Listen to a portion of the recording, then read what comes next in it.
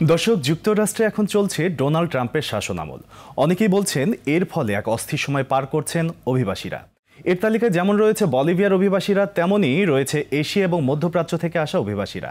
পরিসংখ্যান বলছে যুক্তরাষ্ট্রে অন্তত 1,30,00,000 অনিবন্ধিত অভিবাসী বাস করছেন।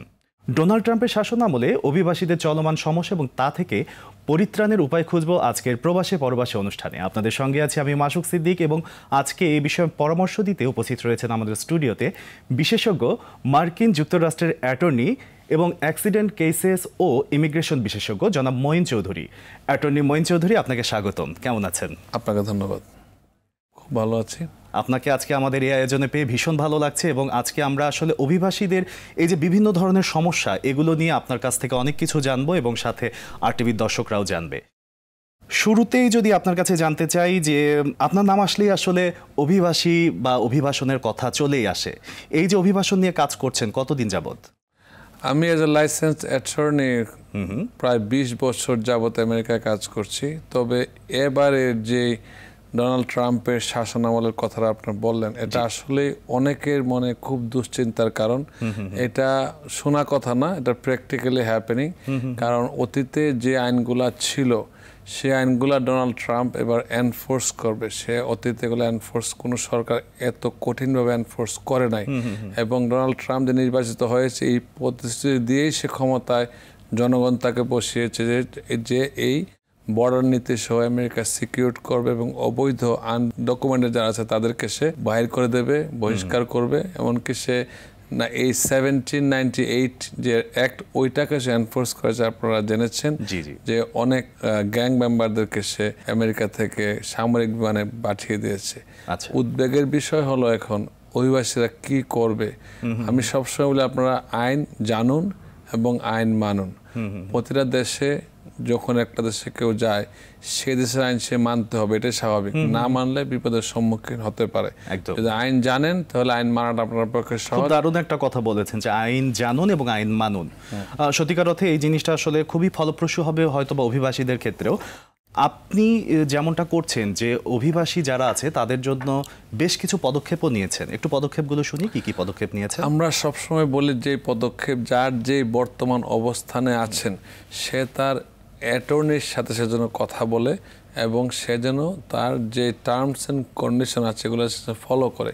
মনে করেন যারা স্টুডেন্ট ভিসায় আমেরিকায় গিয়েছে তারা কিন্তু জানে তারা কি করতে পারবে এবং কি করতে পারবে না। বিইং এ স্টুডেন্ট তারা কিন্তু ওয়ার্ক অথরাইজেশন পাওয়ার আগে কাজ করার কথা না। এখন আপনারা দেখছেন, আমি প্রতিনিয়ত কল পাচ্ছি অনেক স্টুডেন্টদের ভিসা রিভোক হচ্ছে এবং এদের I-20 সহ সবকিছু এদের যে সার্ভিস থেকে টার্মিনেট করে দিচ্ছে। একটা স্টুডেন্ট হয়তো শেষ পর্যায়ে আছে, আগামী মাসে সে গ্রাজুয়েশন করবে, মে মাসে, তার এই মুহূর্তে তার স্টুডেন্টশিপ টার্মিনেট হয়ে গেল। তখন দুঃখের বিষয় হলো তার অন্য কোনো জায়গায় তাকে অ্যাডমিশন নেবে বলে মনে হয় না, কারণ আইস যখন টার্মিনেট করে তখন ভেরি সিরিয়াস ইস্যু। কি কি কারণে এদেরকে টার্মিনেট করে? যদি কেউ সন্দেহজনকভাবে কাজ করে, যেটা কাজ করার কথা না, তারা কিন্তু জানে যে যারা এই দেশ থেকে যায় তারা কিন্তু যাচ্ছে লেখাপড়া করতে যাচ্ছে। এখন সে যে লেখাপড়ার পাশাপাশি কাজ একটা সময় পরে ইউনিভার্সিটিতে কাজ করার জন্য তাকে অনুমতি দেওয়া হয়, ওইটা বৈধ। কিন্তু এছাড়া সে যদি কাজ করে তাকে কিন্তু আইস তলব করতে পারে। তারা বেশি কিছু করে না, তারা ভিসাটা টার্মিনেট করে দিচ্ছে। এই ক্ষেত্রে আমি সবাইকে বলবো যারা বর্তমান সময় যদি স্টুডেন্ট হিসেবে যেতে চান আমেরিকায়, জানা থাকা ভালো যে আপনারা স্টুডেন্টই থাকেন, কারণ ওয়ার্ক অথরাইজেশনে কাজ করার সুযোগ নাই, করবেন না। আচ্ছা, আপনার এই বার্তাটি নিশ্চয়ই আরটিভির মাধ্যমে এবং প্রবাসে পরবাসের মাধ্যমে সকলের কাছে পৌঁছে যাবে। স্যার, আপনার কাছে জানতে চাই যে ডোনাল্ড ট্রাম্প প্রেসিডেন্ট হওয়ার পর যুক্তরাষ্ট্রের অভিবাসন নীতিতে কি ধরনের পরিবর্তনগুলো আসলে এসেছে, এবং এই যে পরিবর্তনগুলো এসেছে এগুলোর মধ্যে আপনি উল্লেখযোগ্য কি দিক মনে করছেন? পরিবর্তনগুলো এসেছে কিছু পজিটিভ, কিছু অনেক নেগেটিভ। পজিটিভ হচ্ছে যে ওরা ডোনাল্ড ট্রাম্প চাচ্ছে যে ইমিগ্রেশন আইনটা যেন সঠিকভাবে পালন করা হয়। অতীতে অনেক সরকার আমলে এটা সঠিকভাবে এনফোর্স করা হয় নাই। যেমন একটা লোক যদি আমেরিকায় ট্যুরিস্ট ভিসা নিয়ে যায় তার 6 মাসের তাকে অনেক এন্ট্রি দেওয়া হয়, 6 মাসের। অনেকেই করে কি তারা 6 মাস পরও থাকে, কিছুই করে না। রিসেন্টলি আমাদের একটা অর্ডার আসছে যে কেউ যদি এপ্রিলের 11 তারিখের পর থেকে আমেরিকায় 30 দিনের বেশি থাকে ভিসা হোল্ডাররা, কয়েকটা ভিসা ছাড়া, তারা কিন্তু রেজিস্ট্রেশন করতে হবে। আচ্ছা, 30 দিনের পর রেজিস্ট্রেশন না করলে তাকে কিন্তু অনেক পেনাল্টি দেওয়া হবে, ফিউচার তার বেনিফিট বন্ধ হয়ে যেতে পারে। সবচেয়ে গুরুত্বপূর্ণ হচ্ছে কমিউনিটি জানার জন্য, জানুয়ারি 29, 2025 একটা ল হচ্ছে লেকেন্স রাইলি অ্যাক্ট। ওই একটা ডেমোক্রেট রিপাবলিকান বোথ পার্টি একসাথে মিলে পাশ করেছে। এই অ্যাক্টে বলা আছে যদি কোনো অভিবাসী কোনো ছোট ক্রাইমেও জড়িত হয় তাকে কিন্তু গ্রেফতার তো করবেই, এই জন্য তার ইমিগ্রেশন স্ট্যাটাস বাতিল হতে পারে। আমি সবাইকে অনুরোধ করব যারা এই দেশে বিভিন্ন দেশ থেকে আমেরিকায় যান, বাংলা ভাষাভাষী বলেন, আমেরিকান ইংলিশ ভাষাভাষী যারাই যান, তারা জানবেন যে কোনো ধরনের অপরাধে জড়িত হবেন না। যদি কোনো অপরাধে জড়িত হন আপনার সব স্ট্যাটাস বাতিল হয়ে যেতে পারে। এই ক্ষেত্রে আমরা অ্যাটর্নিরা আপনাকে খুব যে একটা সহায়তা করতে পারবো তা না, এবং মিথ্যা তথ্য কখনো দেবেন না। মিথ্যা তথ্য দিয়ে যদি আপনি গ্রিন কার্ড পান, নাগরিক হন, আপনার এই নাগরিকত্ব ক্যান্সেল হতে পারে, কারণ আপনি প্রথম দিকে মিথ্যা তথ্য দিয়েছেন। অ্যাজ এন এক্সাম্পল, কেউ যদি কোনো দেশে অ্যারেস্ট হয়ে থাকে অথবা সে দোষী সাব্যস্ত হয়ে থাকে ক্রিমিনাল কেসে, তাকে যখন আমেরিকায় জিজ্ঞেস করা হয় have you ever been arrested, সে যদি বলে নো, সে কিন্তু মিথ্যা বলে তার সুবিধাটা নিল। সেই ক্ষেত্রে তার সে যদি সিটিজেনও হয়ে যায় তখন এই মিথ্যাটা আসবে। এটা একবার ম্যাটেরিয়াল মিস্টেক, যে ম্যাটেরিয়াল যে মিস ইনফরমেশন দিচ্ছে এটা সে দেওয়া উচিত না। আর যদি সত্য তথ্য দেন তারপরে বেনিফিট পান, এটা সবসময় ঠিক আছে। অনেক সময় সত্য বললে অনেক কিছু সমাধান হয়ে যায়, কিন্তু অনেকে মিথ্যা তথ্য দিয়ে সুবিধা নেওয়ার চেষ্টা করে, এটা করবেন না। তার মানে আপনি বলতে চাচ্ছেন যে কোনো রকম মিথ্যা বা কোনো রকম অতীতের ভুল ত্রুটিগুলো কখনোই আসলে গোপন করা যাবে না, সবকিছু ফেস করে তারপরে আমরা ওখান থেকে যে আমরা অনেক সময় ফেস করি। কোনো লোক ধরেন যারা ডিপোর্ট হয়ে গেছে এখন তারা দেখেন যে আমাদের কাছে আসে মিস্টার চৌধুরী যে হেল্প, কিন্তু কি হেল্প করবো, তার দেখা যায় অতীত নামে 2-3 নাম আমাদের ডিপোর্টেশন হয়ে আছে, আমরা কোন নামটা ধরবো? সো এই ক্ষেত্রে আমরা সবসময় বলি কোনো কি যাই করেন না কেন বৈধ পন্থায় করবেন। আমাদের স্লোগান হচ্ছে আমেরিকাতে রং হেল্প অলওয়েজ হার্ট। যদি কেউ তথ্য না জানেন, আপনি কোনো রং প্রার্থীর কাছ থেকে, ব্যক্তির কাছ থেকে বা কোনো কাছ থেকে যারা জানা তাদের কাছ থেকে পরামর্শ নেবেন না, এটা আপনার ক্ষতি ছাড়া কোনো সুফল বয়ে আনবে না।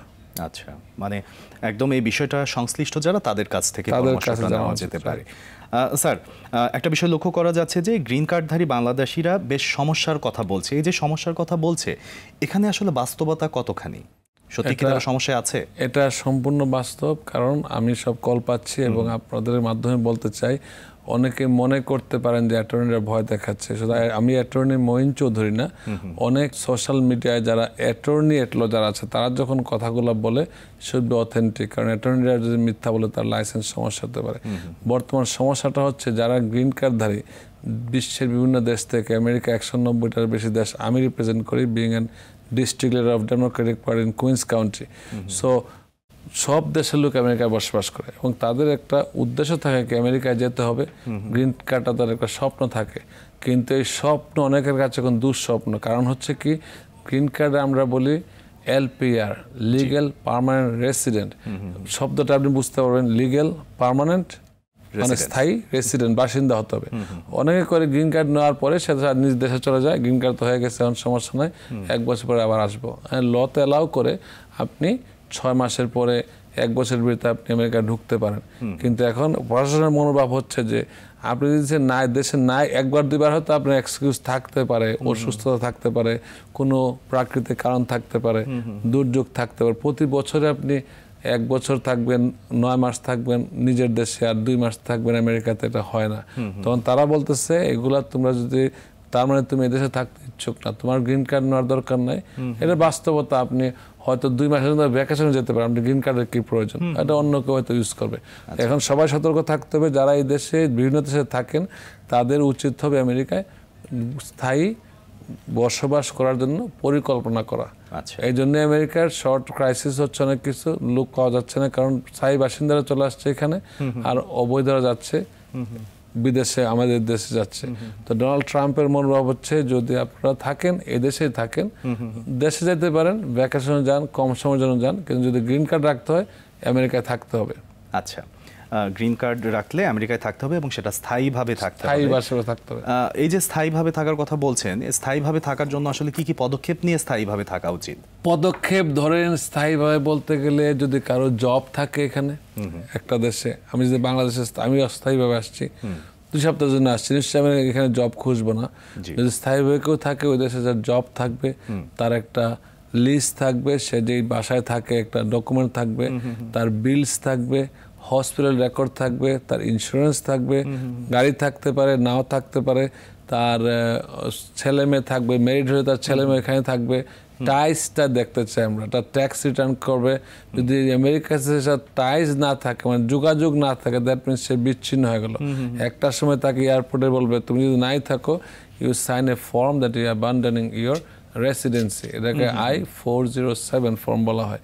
কিন্তু এটা করলে এয়ারপোর্টে করলে সে কিন্তু তার স্থায়িত্বটা, এলপিআরটা, লিগ্যাল পার্মানেন্ট রেসিডেন্সি পরিত্যাগ করলো। এটা অনেক কষ্টের ব্যাপার, একটা গ্রিন কার্ড নেওয়ার জন্য অনেক কষ্ট করে। স্যার, আরও একটি গুরুত্বপূর্ণ বিষয় হচ্ছে যে স্টুডেন্ট ভিসা নিয়ে যারা আমেরিকাতে যাচ্ছে বা যেতে চাচ্ছে, এটাও তো খুব গুরুত্বপূর্ণ একটি বিষয় এবং এই বিষয়ে আসলে আপনার পরামর্শ আরও গুরুত্বপূর্ণ, আপনি একটু পরামর্শ দেন। আমার পরামর্শ হচ্ছে যারা স্টুডেন্ট ভিসা যেতে চায় অবশ্যই তাদেরকে ইংলিশে পারদর্শী হতে হবে এবং তারা নিজে নিজে অ্যাপ্লাই করতে হবে। যখন সমস্যা তখন অনেক স্টুডেন্টকে এয়ারপোর্ট থেকে ফেরত পাঠানো হচ্ছে, কারণ হচ্ছে তারা যে I-20 যে তথ্যগুলো দিচ্ছে এবং তাদের DS-1 যে তথ্যগুলো দিচ্ছে, তারা ভেরিফাই যখন করে তারা দেখে এটা সঠিক না, একটা সাথে একটা মিলে না। তারা যদি নিজেরা যদি করে, এটা স্টুডেন্ট ভিসা যাওয়া খুবই ইজি যদি সে জানে, কারণ প্রতিটা ইউনিভার্সিটি বসে থাকে তাদের ইন্টারন্যাশনাল স্টুডেন্ট নেওয়ার জন্য। আর যদি পেমেন্ট করা যায় তো তারা সোনার সোহাগা। স্কলারশিপ পেলে অত্যন্ত ভালো, স্কলারশিপ না পেলে যে যেখানে যাচ্ছে ওইখানে থাকাটা উচিত। এবং খুব বেশি সুইচ করলে পরে এগুলো তারা সন্দেহ করে যে এক স্টেটে গেলেন, আপনি ভর্তি না হয়ে আপনি সুইচ করে ফেললেন, তার মানে আপনি জেনে শুনে ইনফর্মড না। সেক্ষেত্রে তাদের ভাবতে হবে লেখাপড়া করার জন্য, বর্তমান সময় যদি লেখাপড়া করা যায় সে লেখাপড়াই করা উচিত, অন্য কিছু করার চিন্তা ভাবনা করা উচিত না। হ্যাঁ, ফিউচারে যদি কোনো সমস্যা সুযোগ আসে, সে যদি ব্যাচেলার করার পরে তার অপরচুনিটি এখানে আসবেই, কারণ আমেরিকান কোম্পানিগুলো তাকে হায়ার করবে যদি সে ব্যাচেলার ডিগ্রি অর্জন করে, মাস্টার্স অর্জন করে। কিন্তু মাঝপথে যদি ছেড়ে দেয় তখন কিন্তু তার জন্য মানে খুবই খারাপ অবস্থা তৈরি হয়। মাঝপথে ছেড়ে দেওয়ার কথা যেহেতু আসলো, এই প্রশ্নটাও একটু করতে চাই বা এই বিষয়টাও একটু জানতে চাই। সেটা হচ্ছে মাঝপথে স্টুডেন্টরা ছেড়ে দিচ্ছে কেন, কি কি সমস্যার কারণে বা মানসিক কোন জায়গাটার কারণে আসলে এটা হচ্ছে? আমার ধারণা মতে মাঝপথে যারা স্টপ করছে তারা হয়তো এফোর্ড করতে পারে না। এখানে অনেকে আছে মধ্যবিত্ত পরিবারের সন্তান, তাদের ড্রিম থাকে আমেরিকায় যাচ্ছে, কিন্তু হয়তো একটা সময় পরে তাদের ফ্যামিলি এটা এফোর্ড করতে পারে, সেখানে বাধ্য হয়ে তাকে কাজ করতে হয়, অথবা কাজ করতে না পারলে যেহেতু অবৈধদের অনেক স্টেটে কাজের সুযোগ নেয় এবং এটা বর্তমানে আইনে এটা খুব কঠোরভাবে এটাকে মানে পর্যালোচনা করা হচ্ছে এবং তারা নিরীক্ষা করছে তারা কাজ করে কিনা। সেই ক্ষেত্রে এফোর্ড করতে না পারলে আর কিছু করার নেই, তারা স্টপ করতে হচ্ছে। তো এটা আপনার আর্থিক সামর্থ্য থাকলে ভালো, আর যদি স্কলারশিপ হলে স্কলারশিপের চেষ্টা করবেন। That is very important to know. Student visa এখন যদি কেউ আমেরিকায় যায়, কাজের চিন্তা করা উচিত না। আচ্ছা, তার মানে পড়াশোনাটা ঠিকভাবে কমপ্লিট করে তারপরে যদি কাজের সুযোগ আসে, সুযোগ দেবে, হ্যাঁ, সেক্ষেত্রে কাজ করতে পারবে। স্যার, বর্তমান সময়টাকে আসলে সামাজিক যোগাযোগ মাধ্যমকে একটু খুব গভীরভাবে দেখা হয় বা একটু সব কিছুই আসলে যাই ঘটনা ঘটে সামাজিক যোগাযোগ মাধ্যমে চলেও আসে, অনেক সময় আসলে সেটা শুধু রটনাও থাকে।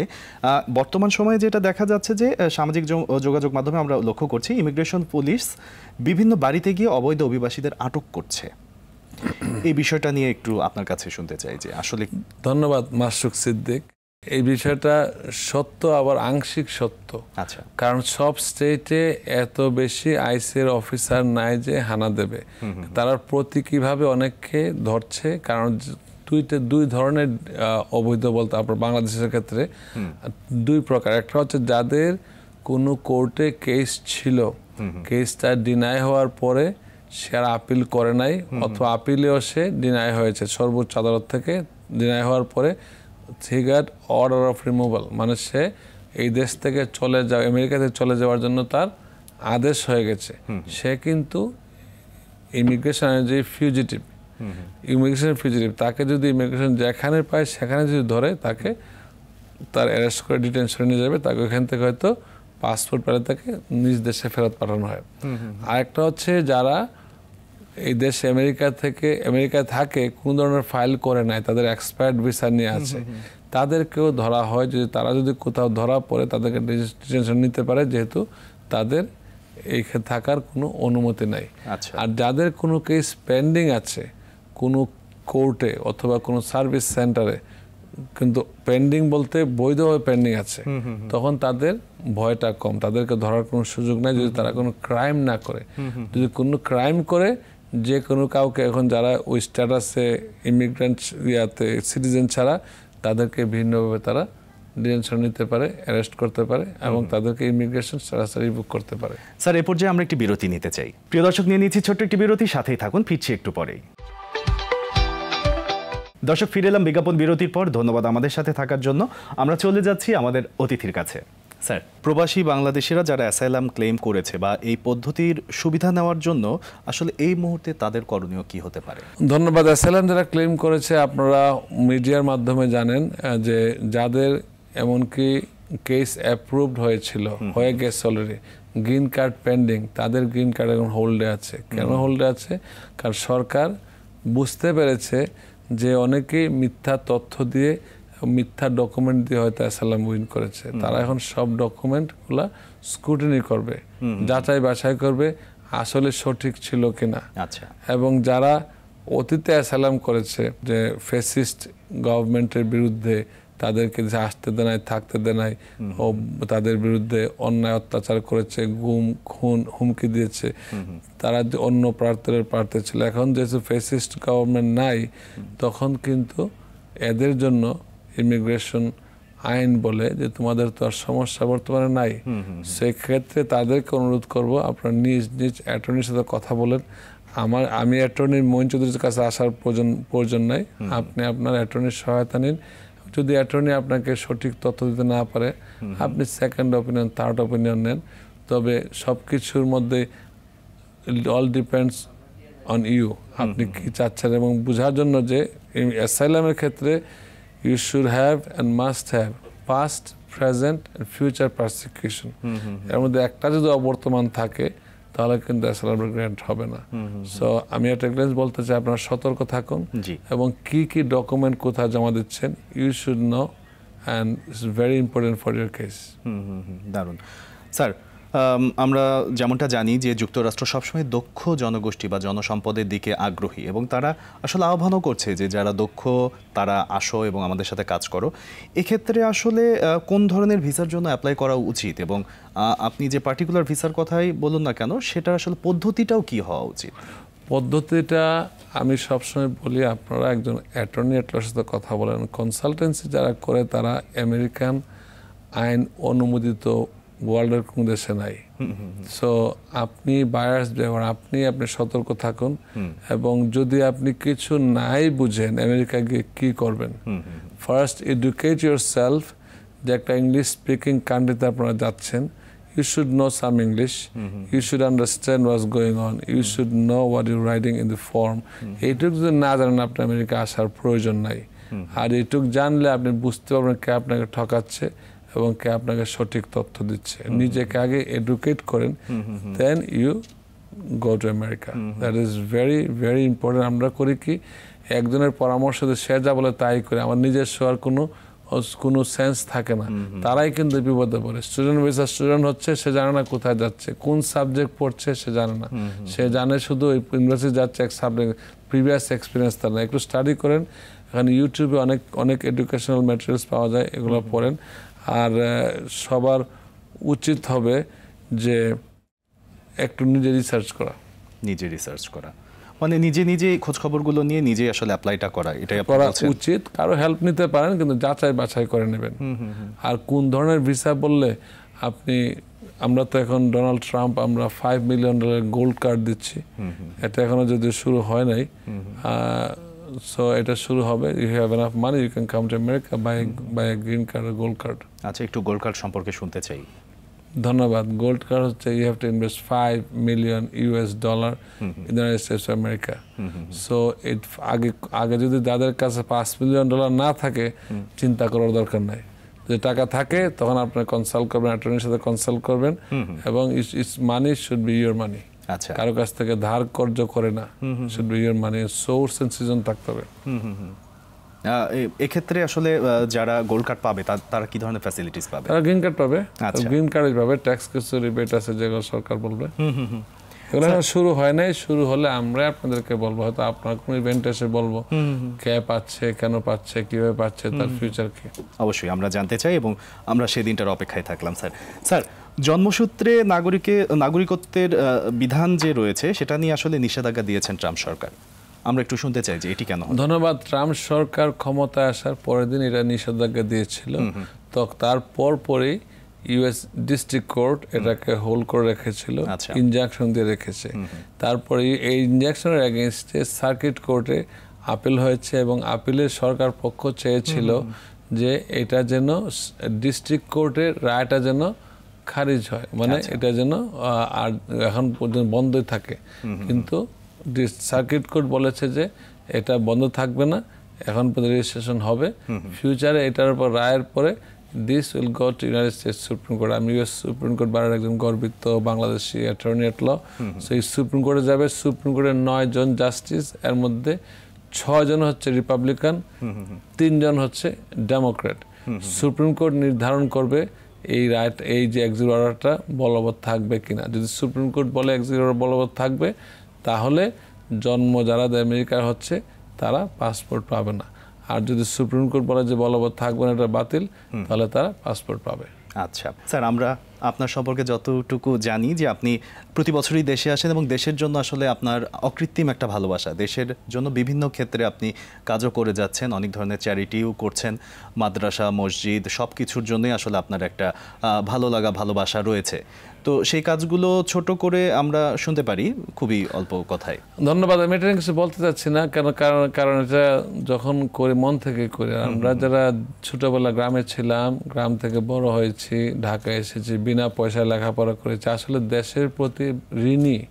এই ঋণ পরিশোধ করার জন্যই কিন্তু আমাদের এখানে আসা। এখানে যে আসা, এটাও কিন্তু এক ধরনের সার্ভিস দেওয়া জনগণের। না আসলেও কিন্তু পারি, কিন্তু এটা সার্ভিস দেওয়া হচ্ছে জনগণ, যারা বাংলাদেশের প্রতি ভালোবাসা, জনগণের প্রতি আমরা ঋণী। পাবলিককে টাকা দিয়ে লেখাপড়া করেছি, কিছু ঋণ তো শোধ করাই উচিত। প্রচুর চ্যারিটি করি দেশে, এটা বলে শেষ করা যাবে না। যারা আমার সম্পর্কে জানে তারাই জানবেন। সো সবার উচিত হবে, যারাই প্রবাসে থাকেন, অনেকভাবে করছেন, কিন্তু চেষ্টা করবেন যতটুকু পারা যায়। আমরা দেশকে ভালোবাসি। আমি সবসময় বলি, বর্তমান যে কোনো সরকার থাকুক না করে দেশে, তাদের উচিত আমাদের কাছ থেকে সেবাটা গ্রহণ করা। আমরা অনেকে কিন্তু দিতে প্রস্তুত। প্রবাসে প্রচুর লোক আছে, তারা প্রপারলি আসতে পারে না, তাদেরকে ডোনেশনটা আপনারা আনার ব্যবস্থা করেন। দারুণ বলেছেন, এবং সত্যিকার অর্থে এটা একটি আসলে মহৎ কার্যক্রম। স্যার, আমরা নতুন দেশ এবং সম্ভাবনার বাংলাদেশ নিয়ে আপনার একটু ছোট্ট করে শুনি যে আপনি কি স্বপ্ন দেখেন বাংলাদেশ নিয়ে? আমরা বাংলাদেশ, সোনার বাংলা দেখতে চাই। সবসময় আমরা যেন প্রবাসীরা দেশে যারাই থাকে যেন নিরাপদ থাকে, হানানি মুক্ত থাকে, মিথ্যা মামলা না থাকে, খুন, রাহাজানি, দুর্নীতি, ঘুষ এগুলো না থাকে আমরা চাই। তখন আমাদের নতুন প্রজন্মকে আমরা দেশে নিয়ে আসতে পারবো। উদ্যোগ, পর্যটন শিল্প উন্নত চাই আমরা যেন পর্যটনের বিভিন্ন দেশে লক্ষ টাকা খরচ করি। যদি পর্যটন শিল্প উন্নত হয়, আমাদের ছেলেমেয়েদেরকে আমরা এখানে নিয়ে আসতে, পর্যটনে নিয়ে আসতে পারবো। এটা সব সরকারের প্ল্যান থাকে, কিন্তু পরবর্তীতে হয় না। কিন্তু আমরা চাই যে বর্তমান সরকার, এর পরবর্তীতে যে আসবে, তারা যেন এগুলো দেখে একটু। অনেক ধন্যবাদ স্যার। প্রবাসে পরবাসের আজকের আয়োজন আপনার জন্য প্রচুর সমৃদ্ধ হলো এবং অনেক কিছু জানতে পারলাম আপনার কাছে। অনেক ধন্যবাদ আপনাকে। ভালো থাকবেন। অনেক ধন্যবাদ স্যার। দর্শক, আজ আমরা কথা বলছিলাম যুক্তরাষ্ট্রের অ্যাক্সিডেন্ট কেসেস এবং অভিবাসন বিশেষজ্ঞ ও অ্যাটর্নি মঈন চৌধুরীর সাথে, যিনি প্রবাসীদের যুক্তরাষ্ট্রের মাটিতে থিতু হতে বিভিন্ন পরামর্শ দিয়ে চলেছেন। যুক্তরাষ্ট্রের নতুন প্রশাসন ক্ষমতা গ্রহণের পর বিভিন্ন পরিবর্তন এসেছে, বিশেষ করে বিভিন্ন ভিসা প্রক্রিয়া এবং কর্মসংস্থান সম্পর্কিত নীতি পরিবর্তন হয়েছে, যা বাংলাদেশি অভিবাসীদের নতুন করে চ্যালেঞ্জ সৃষ্টি করেছে বলে মনে করেন আমাদের আজকের বিশেষজ্ঞ। তবে অচিরে এই অস্থিরতা কেটে যাক, সেই প্রত্যাশায় শেষ করছি আমাদের আজকের প্রবাসে পরবাসে অনুষ্ঠান। এতক্ষণ আমাদের সাথে থাকার জন্য অনেক ধন্যবাদ।